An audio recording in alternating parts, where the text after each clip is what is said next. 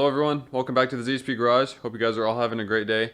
Just want to do this video on us replacing both power steering lines and oil cooler lines on a 99 Suburban, but it's the same from 96 to 99. It's the Vortec 350, which was offered in the trucks, the Suburbans, and the Tahoes. So it's the same no matter what vehicle you have, just as long as it's a Vortec 350 and a 96 to a 99. So let's go over to our designated work area because the garage is still tied up like crazy. And we're gonna go work on this thing and get it done, show you how to do it. Let's go. We're gonna do some oil cooler lines and both power steering lines. So both oil cooler, both power steering lines in this thing. This thing's got all kinds of leaks. It's a 99 Suburban. It's got the 5.7 Vortec 350 in it. So we're just trying to start fixing some of the leaks and get it all to stop bleeding everywhere. You can see we got the new lines here. A lot of times these GMs, they have a problem with it leaking at the crimp where it goes from rubber to the hard line. So that's what it looks like this is doing. So we got both oil coolers. This is the power steering. This is the pressure line. So it goes from the pump to the box, to the gearbox. So then we have the return line from the gearbox back to the reservoir on the pump. So that's what we're gonna be doing. So let's get started. We're gonna take these oil cooler lines off from the radiator first. So we got a piece of cardboard. I love the cardboard. We got cardboard underneath the car for the mess. And we got a pan down there because it's gonna go everywhere. It's gonna hit the frame and the cross member. It's going to drip places you never thought it would drip. So if you try not to make a mess, recommend the cardboard. So we're going to take both the lines off at the radiator here first. So let's get these out of the way. So we're just going to use a wrench and we're going to take these fittings out of the radiator where it bolts in. And it shouldn't be too crazy tight because they are an O-ring fitting. So get your top one out of your way. Get that one loose first, get it pulled over, and then you kind of have some more room to get to the bottom one. You know, this lighting's not very exciting to see, but it's all the oily mess anyways. So same thing on the lower. It's just bolted in, it's got an O-ring, so it shouldn't be too tight. Like I said, some people like to get a little crazy with them. Once you got both lines out, check again, see what we're missing. So these lines, so they go down and it has a bracket right on the side towards the front of the block that holds both lines. So now we need to go underneath, take that bracket off, and then we're gonna work our way back to the adapter, the oil cooler adapter where the oil filter spins on. And then that other side has just a clips. Next, we're gonna do this bracket up here. So that's where we're getting off now. All right, so this is, I was wrong on the bracket down here. It doesn't bolt on. This one just has a plastic clip here. I'll show you when I get the lines out. So this is a different style. It wasn't the one I was thinking about. So it doesn't bolt on. This just has the plastic little alligator clip here, and it just goes up against the bracket and it holds both lines in place. So you just pinch this, release it to get it out of the way so you get the lines off. So now we got them loose. It's loose up front here, so now we got to go back by the oil filter and take the little clips off. And it's just an oily mess underneath this thing. So let me get these clips off. We're gonna use the same in the other video when we did the tranny. The little clips we use the pick, a little 90-degree pick. That's where we're gonna use the same thing on this. And we're gonna pick the clips out. These are just a little bit bigger of a style. So these lines have the little plastic cover which locks the clip in, so you gotta get the little cover off first. Okay, I had to use a variety of different picks to get these off, but the same clips, they're just a little bit bigger. Just two of them, one for each line. That goes into the adapter for the oil cooler. I'm gonna wind up resealing it.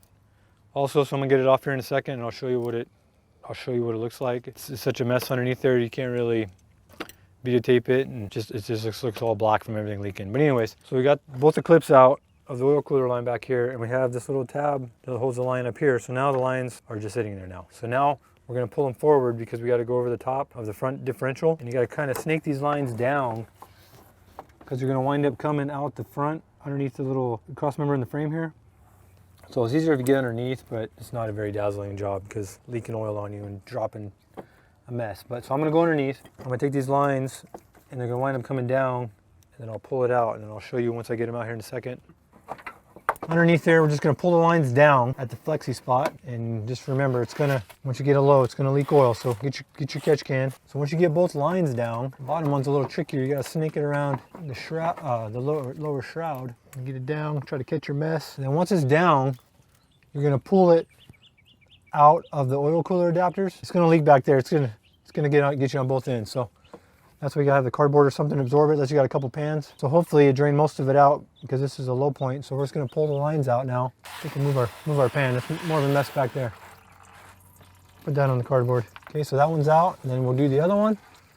Pop it out, starts leaking, and then the lines will just come right out the front. You can see how amazing these things are. And like I was saying, it's hard to tell what's leaking what because everything's just a mess. So you can see it looks like the majority of the leak is at the compression and it just leaks down the line, down the rubber, but on both sides. So that's why we're replacing both of them right here at the compression fittings. This looks like it's leaking. It's hard to tell just because everything's leaking, so we're just trying to eliminate one thing at a time. So these are the two old ones, but I didn't like that the oil cooler, with the lines going in the adapter, it looks like it's leaking too, so we're gonna reseal that. So I'm gonna take that off now and I'll get it out here and show you where this side goes into, and you can get a better look at it here. So let me pop the other side off here. Okay, here's the adapter I was talking about and all its amazingness. So this sits on the block like so. The lines go to the front. So these are where those clips go into right here. So there's a gasket that sits up here and then an O-ring that sits in this groove.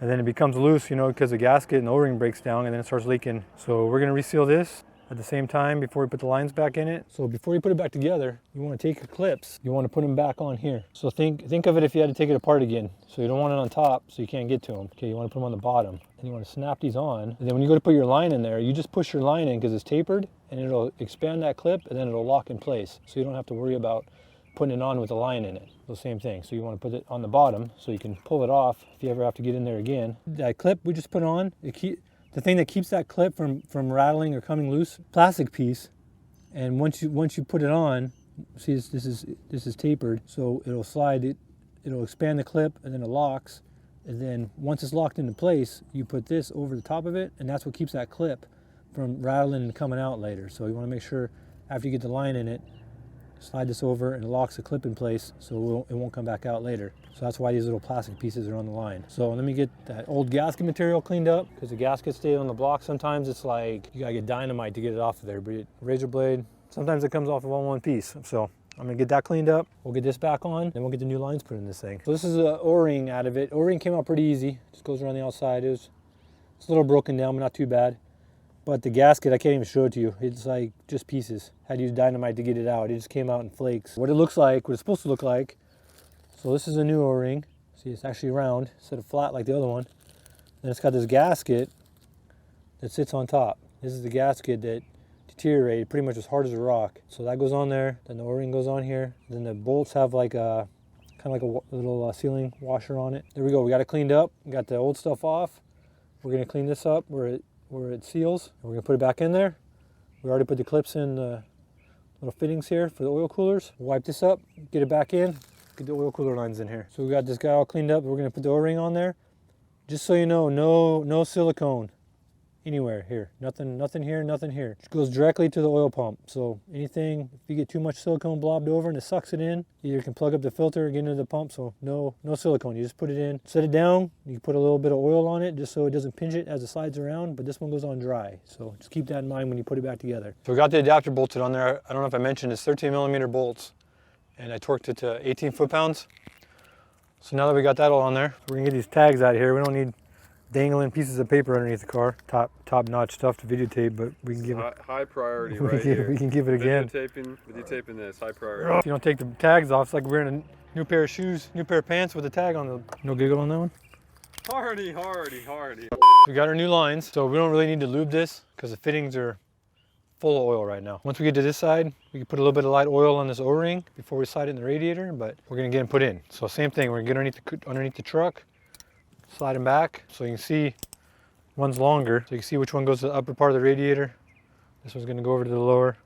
They're pretty self-explanatory of how they lay out. So we're gonna go ahead and slide this underneath here. We're gonna snake these things up above.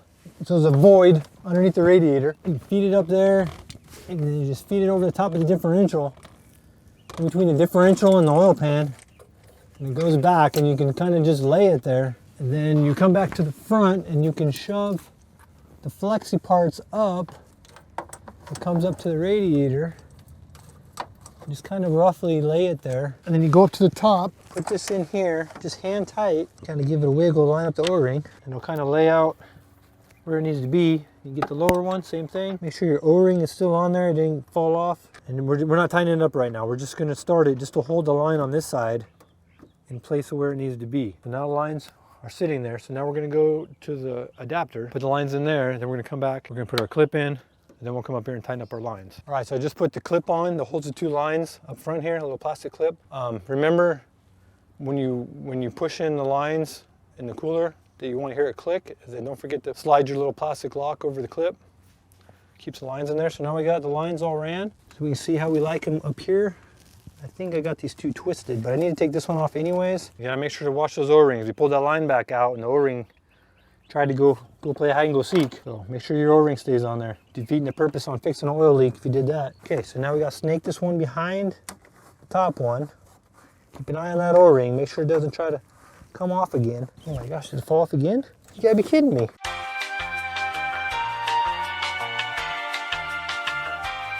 You gotta remember these lines are O-ring. It's O-ring fitting on it. You don't need to get it that super tight. So don't get crazy on it, you can break the radiator. As you're tightening it up, you can feel it bottom out, snug down, tighten down. And then you just want to go a little bit more than that. Just go slow with it and you feel it squash down, get hard. You wiggle, line everything up. If it's too slippery, you can use a rag or something to grab a hold of it. Just double check the way it's clocked. You like the way it's clocked. Both oil cooler lines are in. We got the adapter resealed. So before we start it or do anything, first we want to check the oil level because we lost quite a bit. And being that it was leaking, it could be low in the first place. So we're a little bit low.